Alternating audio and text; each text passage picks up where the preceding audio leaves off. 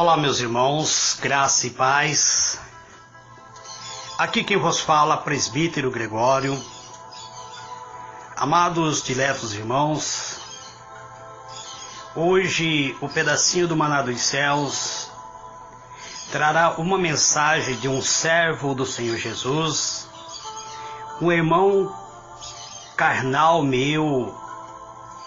Ele escreveu-nos algumas mensagens e eu estarei gravando, colocando a minha voz, colocando em áudio a mensagem do pastor Ananias Louveira. Ele é membro da igreja A Palavra de Cristo para o Brasil, pastor auxiliar, e eu estarei colocando a minha voz nas mensagens escritas por ele no transcorrer desta semana. Hoje nós estaremos falando sobre adoção e filiação.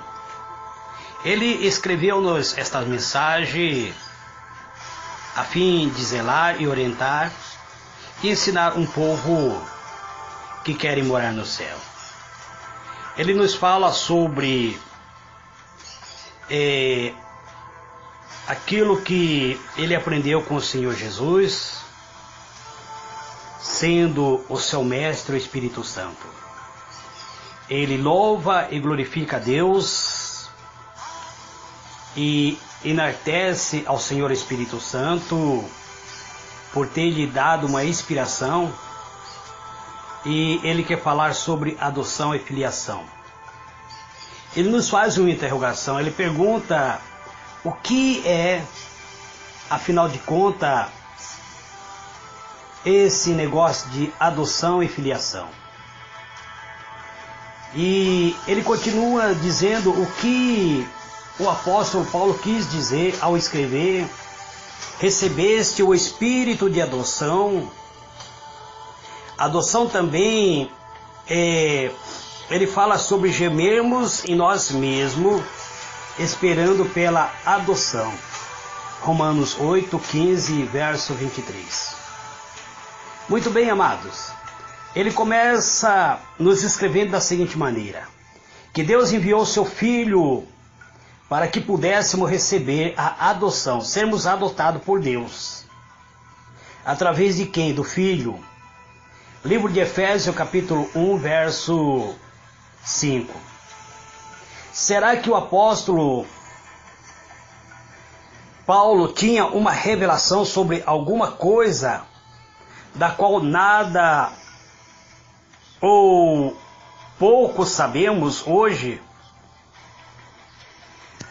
Os povos orientais não têm problema algum com as coisas que há muito tempo têm aprendido lá no Oriente, porque eles compreendem as metáforas e a linguagem. Foi devido ao fato de os ocidentes não conhecerem as tradições e os costumes da terra bíblica, que temos perdido as poderosas verdades. O que está ocorrendo, amado, que muitas vezes nós estamos, a nossa mente ela está bastante obscurecida, porque a Bíblia ela foi escrita ao povo lá do Oriente, e com linguagem e metáforas que eles compreendiam. E nós, por nós não compreendemos essas metáforas, perdemos muito tempo, e por isso temos perdido as poderosas verdades expressas na palavra de Deus. Então vamos tentar entender o que é a adoção. A palavra traduzida como adoção é uma palavra grega. Ela é escrita como uiotésia, que significa colocar como filho. Ele não se refere absolutamente a um órfão ou a adulto benevolentes que talvez queira adotar um órfão. Esta palavra aplicada aos rapazes que atingiram a idade adulta e os de maturidade, a quais, devido ao uso, possuem os seus sentidos exercitados para discernir tanto o bem como o mal. Hebreus capítulo 5, versículo 14. Quando um rapaz cresce e atinge a idade adulta nas terras bíblicas e demonstra a sua capacidade de ser responsável, chegou o dia em que o seu pai, numa cerimônia bíblica, o coloca como um filho. Os vizinhos, os amigos, os anciãos do povo são chamados para testemunhar este evento, pois isto é algo muito significativo na vida de um rapaz. Isto é na terra onde a Bíblia foi escrita. Todo mundo para ele, após a sua cerimônia de adoção, o garoto sempre foi descendente natural do seu pai, desde o dia que foi concebido no útero materno. Mas, ao atingir a idade adulta, a estatura completa na época em que seu pai o considerava pronto, o rapaz, como sendo adulto, é colocado como um filho. No Ocidente, quando um bebê nasce, o pai entra na maternidade e diz orgulhosamente: "Este é meu filho." É um problema semântico, ou seja, um problema de linguagem. Em português temos apenas uma palavra que se refere a filho. No grego, no entanto, há 3 palavras que são usadas. Teknios se refere a um filho ainda bebê.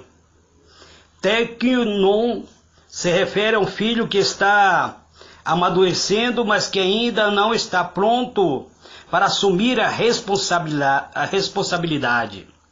Em português, nós o chamamos de uma criança.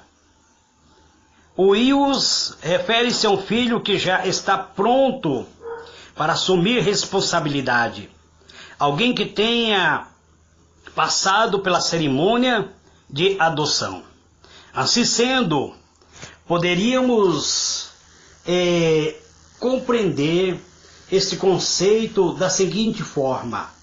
Primeiro, a palavra teknios significa um bebê ou uma criança. A segunda, teknon, significa um filho adolescente ou um pré-adolescente. A terceira, o yun, significa um filho, um varão, alguém colocado como um filho através da adoção. Na terra bíblica, um bebê não seria chamado de filho. O termo filho geralmente é usado após a adoção. Então o apóstolo Paulo menciona isto ao escrever aos Gálatas, falando sobre sermos herdeiro.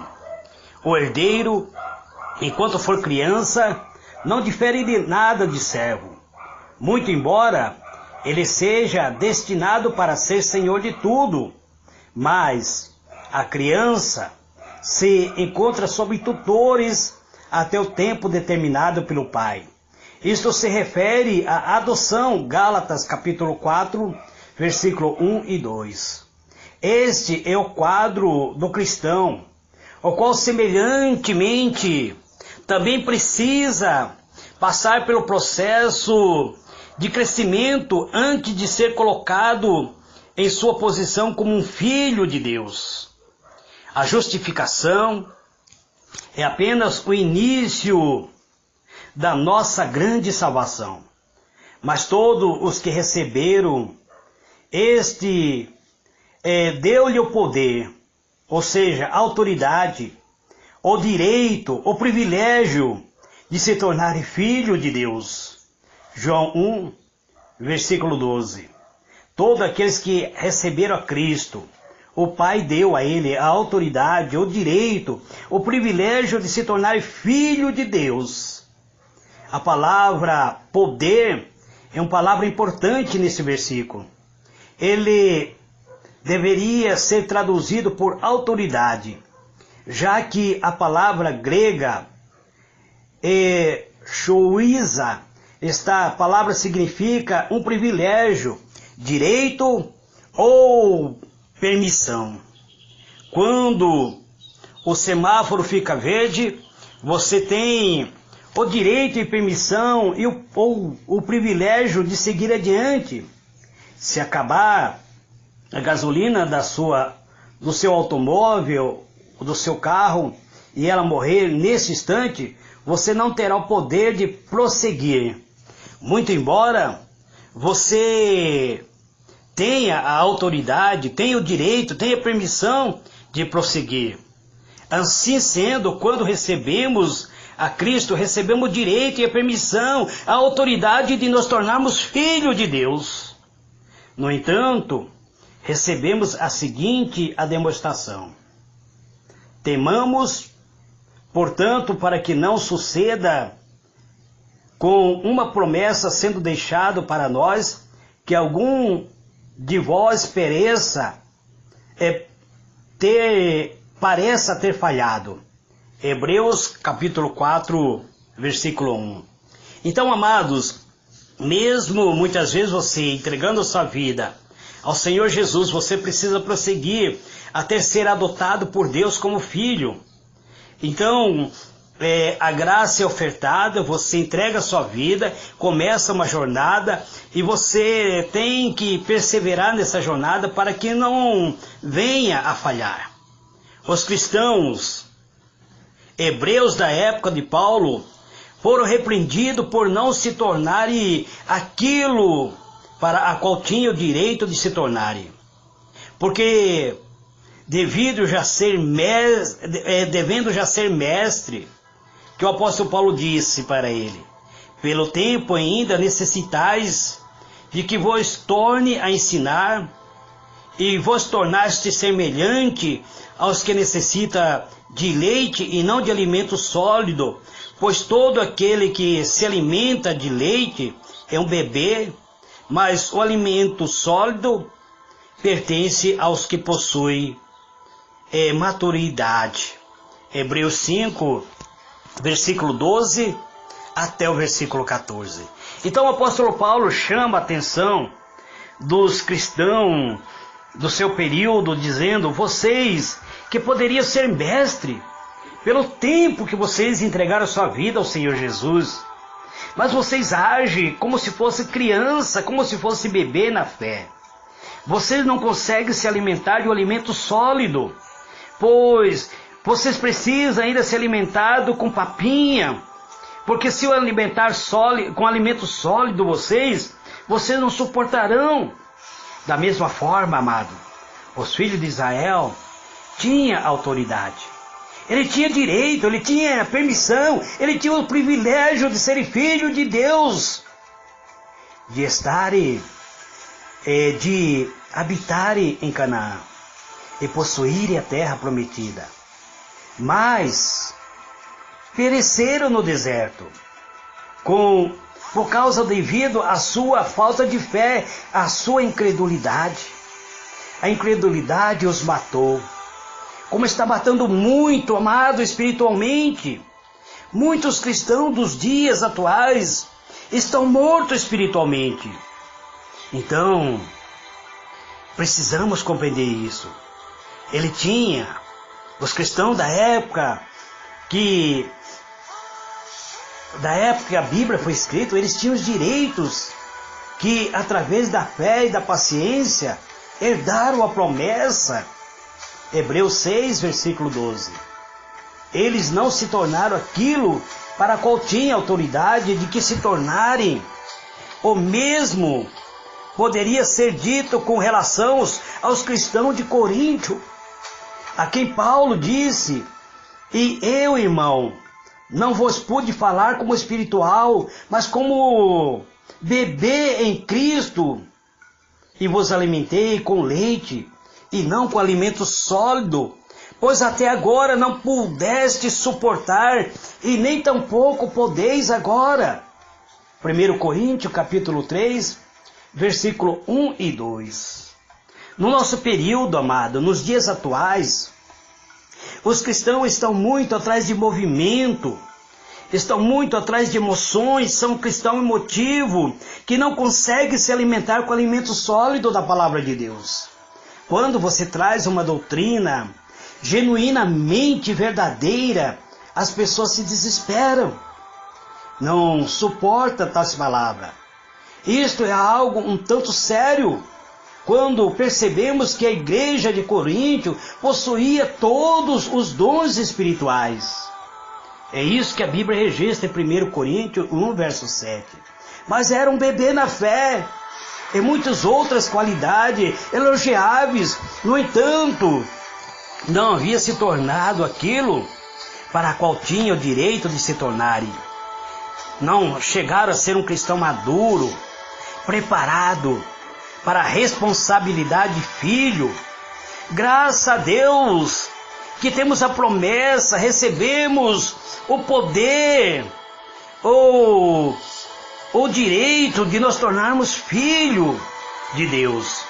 João 1, verso 12, menciona 3 palavras gregas que são usadas para se denotar o crescimento de um bebê até se tornar um filho.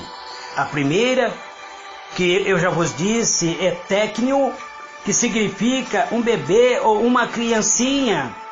E a segunda, que é tecnon, que significa um adolescente. E a terceira é ius, que significa um filho, alguém já adulto, colocado como filho, através da adoção. O apóstolo João confirma esse conceito e diz: escrevo-vos filhinho, escrevo-vos rapazes, escrevo-vos pais. 1 João, capítulo 2, versículo 12 e 13.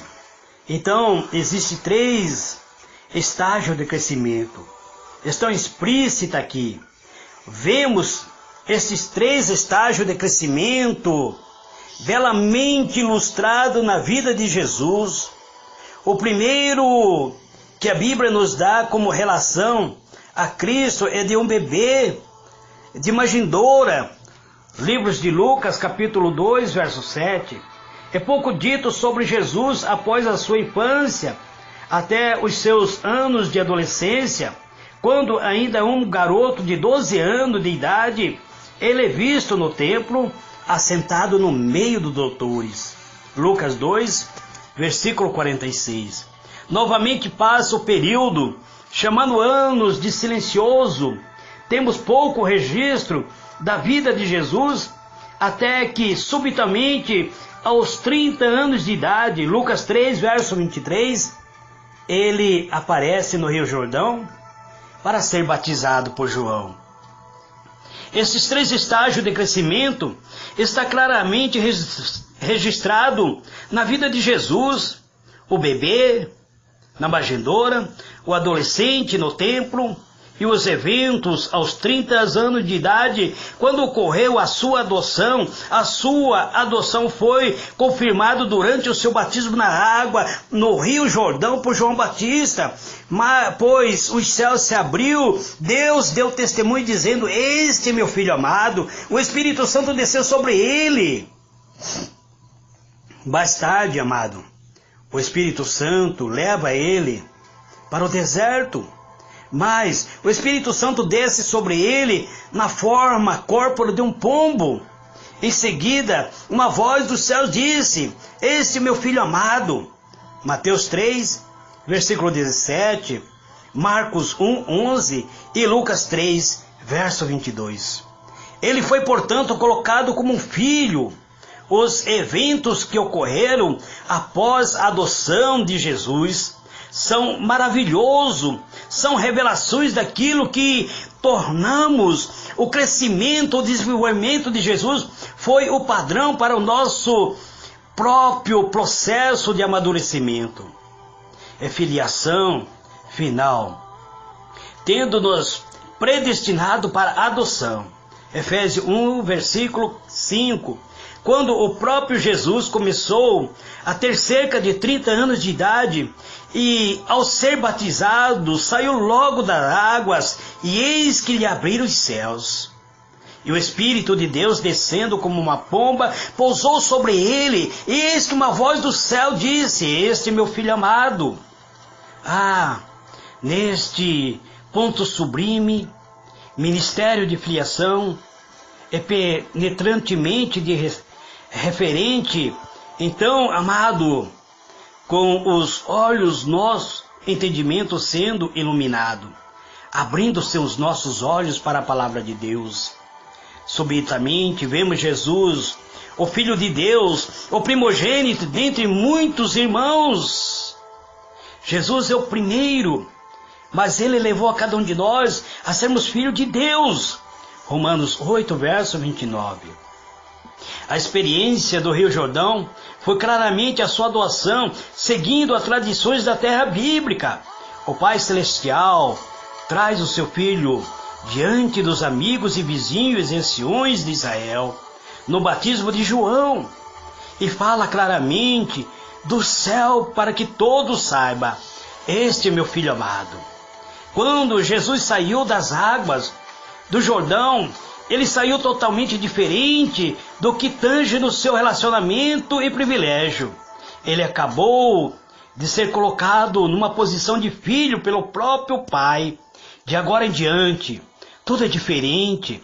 A vida de Jesus, não vemos em nenhum milagre antes da ocasião de ele descer a água bastimais, mesmo antes de ele receber a plenitude do Espírito Santo.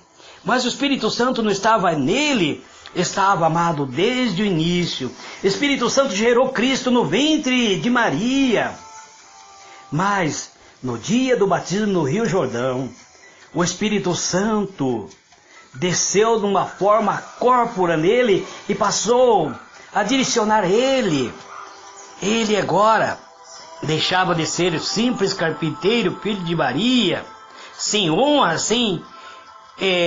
em sua própria terra, entre seus próprios parentes, sua própria casa. Agora havia algo sobre ele. Havia a presença do Espírito ao redor da sua cabeça, ao redor da sua vida, e todas as coisas lhe convinha ser feito semelhante aos seus irmãos. Você e eu, amado, agora temos a presença, a essência do Espírito de Deus. Podemos dizer que somos também revestidos de autoridade como filho de Deus. O profeta disse as seguintes palavras com relação a ele: ele não tinha parecer, ele não tinha formosura, não havia nenhuma beleza para que o desejássemos, não havia nenhum valor para nós. Isaías 53, verso 2 e 3. Paulo disse que ele foi feito à semelhança dos homens, encontrando na forma de homem, disse ele. Filipenses 2, versos 7 e 8. Antes da sua adoção, havia pouco que o distinguisse de qualquer outro carpinteiro, trabalhador de Nazaré. A adoção, no entanto, mudou tudo isto para Jesus. A adoção trouxe o privilégio, a adoção realizou a transformação quase que grandiosa demais de ser concebida. Ele saiu da água com os céus abertos. Glória a Deus! Jesus, que durante séculos, os céus, aliás, que durante séculos estava fechado, agora foi aberto. Agora foi aberto. Durante século, os céus permaneceu fechado por causa da religiosidade, pela dureza do coração, pela apostasia da humanidade. O céu, que havia sido semelhante ao bronze, à medida que a geração vinha e morria, aguardando este grandioso momento, os céus que havia barbulhado pelo calor, chamuscado pelo sol, crivado pelo granizo, tempestade, areia e chuva, agora estava aberto. Os céus estão abertos sobre a minha vida, sobre você, sobre cada um de nós. Cada um de nós que recebemos a herança de sermos filhos de Deus. Então, Será que Jesus demonstrou possuir isto tudo após a sua doação? No Evangelho de João encontramos a maioria das respostas. A pergunta, João apresenta Cristo como sendo Filho de Deus, assim sendo a maioria dos fatos importantes com relação à filiação, encontramos em João. Jesus passou a operar milagre, a trazer vida, a operar milagre poderosa. O céu ficou aberto sobre a terra. Fique pasmo, amado, se você não compreender isso, mas ninguém subiu ao céu, senão o que desceu do céu, o Filho do Homem, a qual este agora está no céu. João 3, versículo 13. Jesus, ele se encontrava na terra ao dizer isto. Como ele poderia estar no céu, estando aqui na terra? Fico imaginando muitas vezes que o céu era semelhante a uma nuvem invisível quando vinha descendo, circulando, e Jesus por todo lado, de forma que ele pudesse estar no céu e também estar aqui na terra. Estava nos céus, mas os céus estavam nele. Ele falava do céu, ministrava do céu, a necessidade e curava através do poder que vinha dos céus os enfermos. Pois ele se encontrava no céu através do Espírito. Muito embora se encontrasse na terra, ele havia se tornado em toda a sua glória, o tabernáculo de Deus, a habitação de Deus com o homem. É isso que Apocalipse 21, verso 3 diz, amado. Então isto mostra-nos que nós podemos viver na terra, mas os céus podem habitar dentro de nós. Precisamos compreender isto. Este é o pedacinho do maná dos céus que eu trago neste dia de hoje, amado. Não trouxe toda a mensagem do pastor Ananias, pois é muito longa. Então, eu estarei amanhã trazendo outro tópico da mensagem do pastor Ananias. Provavelmente não estarei falando sobre doação, mas que Deus vos abençoe, amado. Que Deus vos conceda graça, paz, que o Espírito Santo ilumine a vossa mente, que vocês possam prosseguir de fé em fé, avançando de fé em fé, compreendendo os mistérios da palavra de Deus. Fique na paz do Senhor Jesus, eterno e soberano Deus, Deus de misericórdia e de bondade. Em o nome do Senhor Jesus, Pai amado, quero agradecer, Pai, pela mensagem que o pastor Ananias me enviou.